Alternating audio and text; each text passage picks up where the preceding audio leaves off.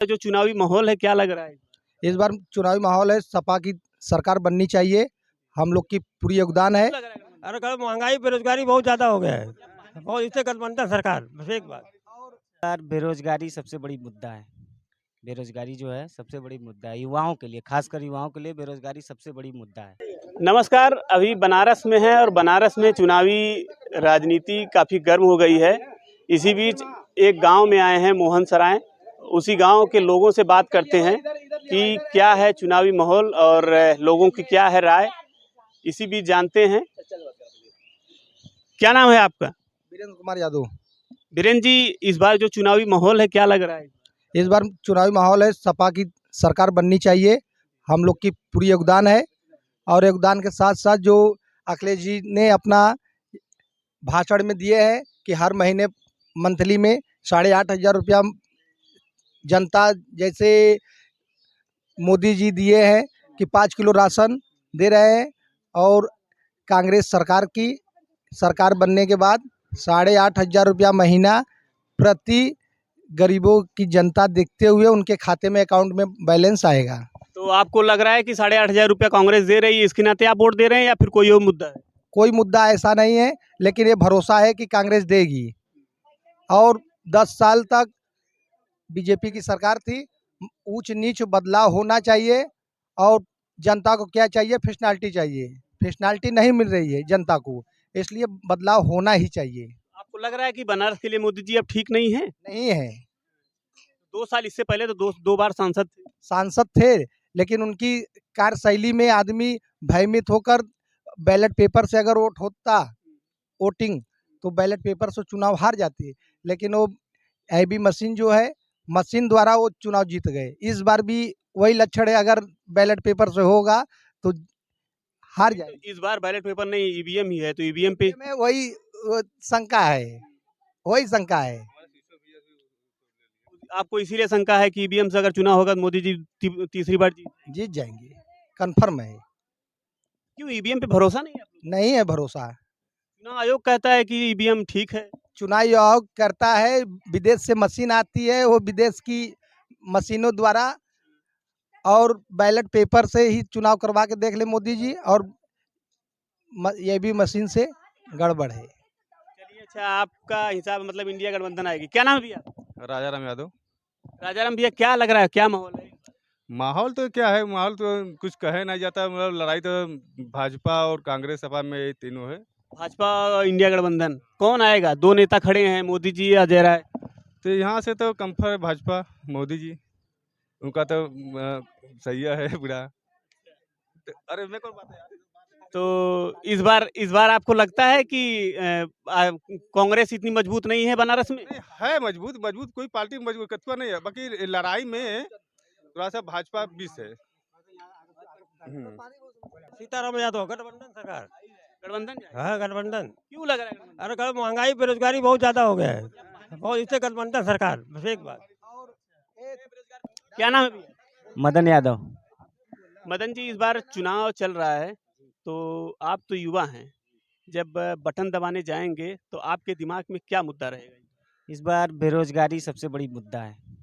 बेरोजगारी जो है सबसे बड़ी मुद्दा है युवाओं के लिए, खासकर युवाओं के लिए बेरोजगारी सबसे बड़ी मुद्दा है। तो जिस तरह से बीजेपी या इंडिया गठबंधन कह रही है कि बीजेपी कह रही 400 पार, इंडिया गठबंधन कह रही है कि हम संविधान बचा रहे हैं, बेरोजगारी हम आएंगे तो कम कर देंगे। तो इस बार क्या लगता है कि धर्म जाति वाला मुद्दा हट करके बेरोजगारी वाला मुद्दा काम कर पाएगा? जी, बेरोजगारी मुद्दा सबसे बड़ी मुद्दा है, युवाओं के लिए रोजगार ही सबसे बड़ा है। और जाति धर्म देख के वोट करने से कुछ होने वाला नहीं है। और मंदिर बनवा देने से या मस्जिद या हिंदू मुसलमानों को लड़ा देने से इससे कुछ नहीं होगा। आप सरकार को, जो भी सरकार बने, रोजगार के लिए अगर रोजगार दे तो वो अच्छा लिए युवाओं के लिए अच्छा रहेगा, उससे ज़्यादा कुछ नहीं चाहिए। इस बार चुनाव रोजगार पे ही। रोजगार युवाओं के लिए, खासकर रोजगार पे चुनाव। ये प्रधानमंत्री का क्षेत्र है, प्रधानमंत्री के कामों को लेकर कोई आपकी विचारधारा है? काम उन्होंने तो लगभग ठीक ही किया है, लेकिन जो रोजगार है, बेरोजगारी का जो मुद्दा है, सबसे बड़ी मुद्दा बेरोजगारी का है युवाओं के लिए।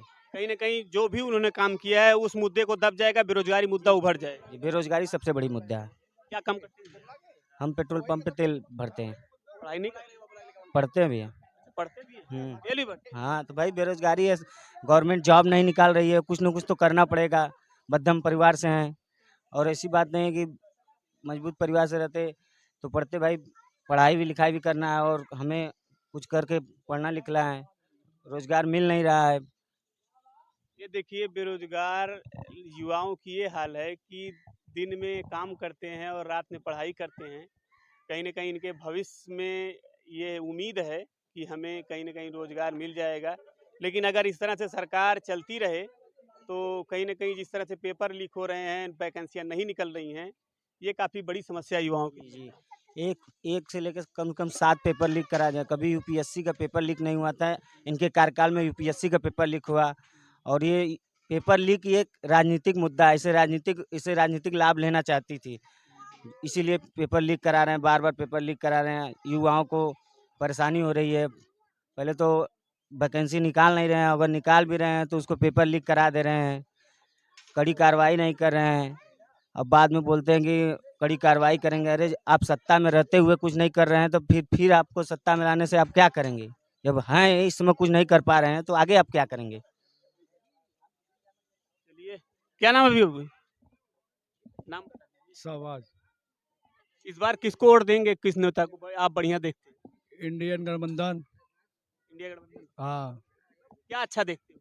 क्या अच्छा देते हैं, बेरोजगारी से सब लोग तड़प रहे हैं, नहीं हो रहा है। 5 किलो राशन से हम लोग का पेट भरेगा? हाँ, हम लोग क्या करें? हाँ, अखिलेश ने क्या नहीं किए हैं? हाँ, मेट्रो, हवाई अड्डा, स्टेडियम करे काम नहीं किए हैं। हाँ, इस बार कांग्रेस गठबंधन इंडियन सरकार बनेगा। हाँ। नहीं। क्या नाम है बाबू आप? अजय यादव। यादव जी, इस बार चुनाव को लेकर क्या देखते हैं? क्या देखते हैं, इंडिया गठबंधन का सरकार आने वाली है। अच्छा ये बताइए, जो यादव होते हैं वो खाली इंडिया गठबंधन बीजेपी अच्छी नहीं है आप लोग के लिए? नहीं, एक बिल्कुल नहीं है। क्यों नहीं अच्छी? इसलिए अच्छी नहीं है कि मतलब कोई भी मतलब कि कार्यकाल में, इनके कार्यकाल में कोई हम लोग सुविधा नहीं मिल रहा है, न नौकरी न कुछ भी मिल रहा है। बेरोजगारी सबसे ज़्यादा बढ़ गई है, महंगाई भी बढ़ गई। आप तो सामने देख रहे हैं कि मतलब पानी के लिए कितना मारा हो रहा है। तो क्या बोलते हैं, मतलब जिसे अगर इसमें धर्म और जाति या जो मजहब, ये जो मंदिर मस्जिद, ये काम नहीं आएगा इस बार? नहीं, कोई भी काम नहीं आएगा इस बार, मंदिर उंदिर का मुद्दा कोई काम कुछ भी नहीं। जो मंदिर मस्जिद में तो किसी कोई को नहीं देगा, ना नौकरी नहीं देगा, ना खाना दे रहा है। जब आदमी करेगा तभी खाएगा, जो नहीं करेगा तब नहीं खाएगा कुछ भी। तो आप पढ़ाई करते हैं? नहीं, हम काम करते हैं। तो गोविंद यादव। गोविंद जी, इस बार किस नेता को आप बढ़िया देख रहे हैं बनारस में?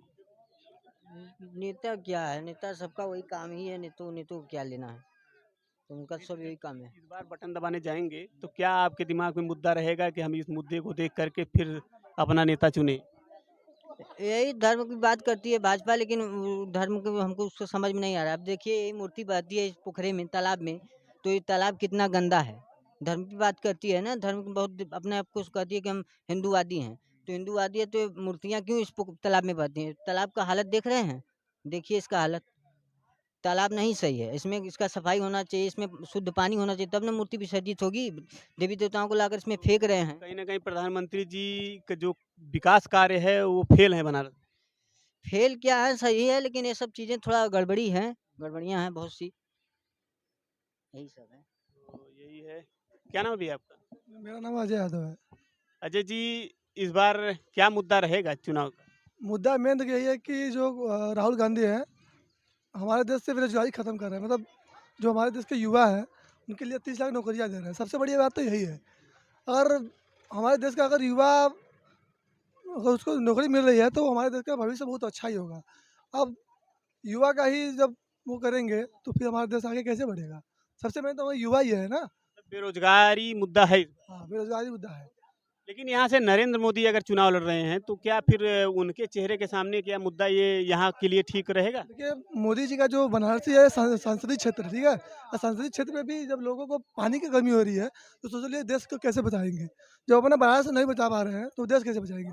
बात यह है कि अब मोदी जी के पास पावर है, ठीक है। जब उनके पास पावर है तो वो इतना उनके पावर कि वो पूरा देश खरीद सकते हैं।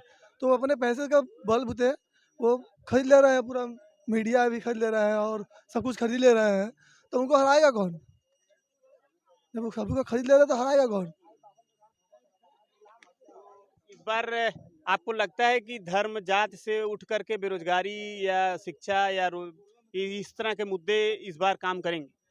अब धर्म के नाम पे वो हमेशा वोट लेते आए हैं, ठीक है। अब जितने भी हिंदू हैं उस हमारे मंदिर बनवाए तो हिंदू लोग तो उन्हीं को वोट देंगे। और मुस्लिम लोग तो भाई उनको मतलब उनका मस्जिद तोड़ा गया है तो वो थोड़ा सा जहाँ पे अपना चिंतित है तो वो अपना शायद गठबंधन को ये वोट देंगे। तो मतलब आप युवा हैं तो आपके लिए खाली एक ही बात है कि बेरोजगारी ज़्यादा है। बेरोजगारी है, अखिलेश राहुल गांधी जी बोले हैं 30 लाख नौकरी देने के लिए। अब उसमें ट्राई किया जाएगा। मतलब राहुल गांधी और अखिलेश जी पे भरोसा है कि वो नौकरी दे देंगे? हाँ बिल्कुल देंगे, किए हुए कितनी बार। तो